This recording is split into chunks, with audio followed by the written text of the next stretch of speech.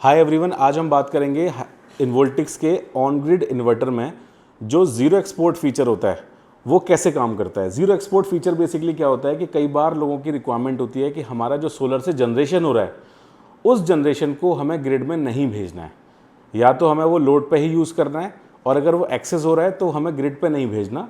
लेकिन अगर मेरा कम जनरेशन हो रहा है सोलर से तो मुझे ग्रिड से चाहिए ज़रूर। तो उसके लिए हम लोग बेसिकली अभी ये आपके सामने सिंगल फेस का जो इन्वर्टर है उसके लिए डायग्राम है जो अप टू 6 किलोवाट तक ऑन ग्रिड में आता है। इसमें कैसा होता है कि अगर आप देखोगे यहाँ पर ये सोलर है, ये हमारा ऑन ग्रिड इन्वर्टर है, ये फेज न्यूट्रल अर्थ के वायर हैं 3, ये इधर लोड है और इधर ग्रिड है। तो इसमें अभी यूजुअली कनेक्शन कैसे होते हैं आपका, हम सोलर के पीवी से लेकर के हम सीधा इन्वर्टर को देते हैं और इधर से हम ग्रिड के साथ कनेक्ट कर देते हैं। यहाँ पर इसको रेफरेंस वोल्टेज के लिए रेफरेंस मिलता रहता है, जनरेशन आता है और वो आपके लोड को फीड करता रहता है।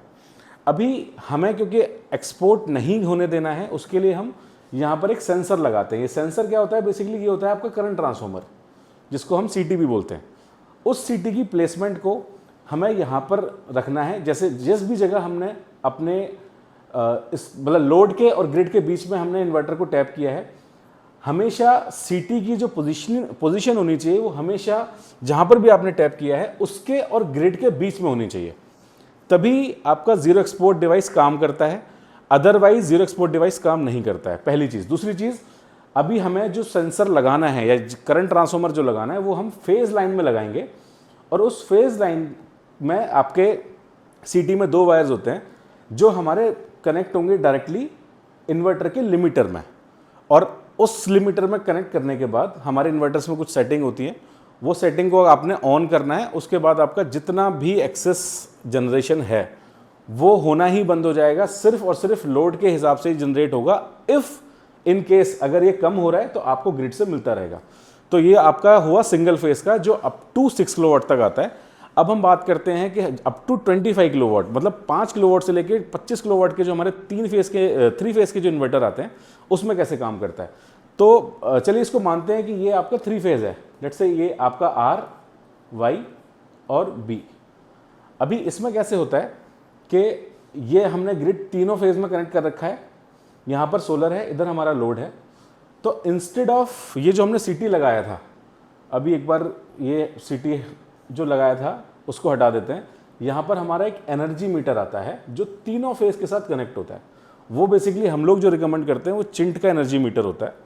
वो तीनों फेज पे लगने के बाद इसका कम्युनिकेशन वायर जस्ट लाइक हमने पहले जैसे सीटी से किया था उसका वैसे ही कम्युनिकेशन वायर आपका सीधा इन्वर्टर में जाता है।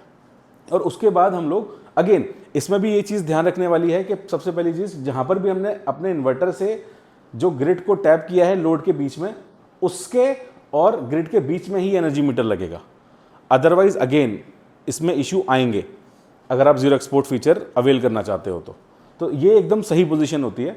और उसको फिर चालू करने के लिए हमारे इन्वर्टर में अगेन कुछ सेटिंग्स हैं, उसको आपने ऑन करना है, एंड देन जो भी आपका जनरेशन है वो लोड के हिसाब से होगा, एक्सेस नहीं जनरेट होगा, और अगर कम जनरेट होता है सोलर से तो वो ग्रिड से आता रहेगा। तो ये हुआ हमारा 25 किलोवाट तक। अब बात करते हैं कि अगर 25 किलोवाट से, क्योंकि हमारा रेंज 136 किलोवाट तक आता है, अगर 25 किलोवाट से 136 तक के केस में हमें ज़ीरो एक्सपोर्ट करना है तो हम कैसे करेंगे। अब ये इस डायग्राम को समझते हैं। ये हमारा सोलर पैनल है जिसको हम पीवी भी बोल देते हैं। ये हमारा इन्वर्टर है, ये ऑन ग्रिड इन्वर्टर है, हाइयर रेटिंग का, मोर देन 25 किलोवाट का। अभी ये हमारा लोड है जो हमारे घर का लोड होता है। यहाँ पर आप देख रहे हो कि इन्वर्टर के साथ हमने ग्रिड को कनेक्ट कर रखा है और ग्रिड के साथ हमने यहाँ पर लिया हुआ है लोड को। अगेन जैसा मैंने पहले आपको बताया था कि लोड के और ग्रिड के बीच में हमने पहले भी सीटी लगाया था और इस बार भी हमें सीटी यहीं लगाना है। अगर आप देख पा रहे हो तो ये जो 3 जो छोटे छोटे से लगा हुआ है ना, ये सीटी है, करंट ट्रांसफार्मर जिसे बोलते हैं। और इसका जो आपका रेफरेंस वायर है, या फिर आप बोलोगे कि जो आपका प्राइमरी से सेकेंडरी करके जो देता है उसका वायर आपका फिर जाता है एनर्जी मीटर में। अगेन हम लोग इसमें भी चिंट का ही एनर्जी मीटर रिकमेंड करते हैं।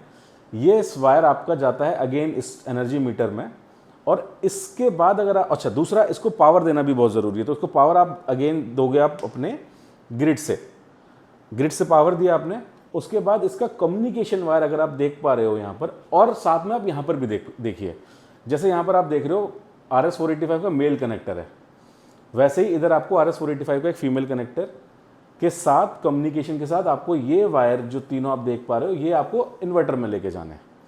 तो जैसे आप इसको लेके जाओगे, फीचर अगेन इन्वर्टर में चालू करोगे, तो अगेन ये आपका जीरो एक्सपोर्ट डिवाइस स्टार्ट हो जाएगा और आपके जो एक्सेस जनरेशन है वो होने ही नहीं देगा, उतना ही जनरेट होगा जितना आपको लोड की रिक्वायरमेंट है। इफ़ इन केस कम होता है तो वो ग्रिड से शेयर करेगा। तो इस तरीके से हमारे इन्वोल्टिक्स के अप टू 136 किलोवाट तक के जो इन्वर्टर आते हैं उसमें जीरो एक्सपोर्ट डिवाइस काम करता है।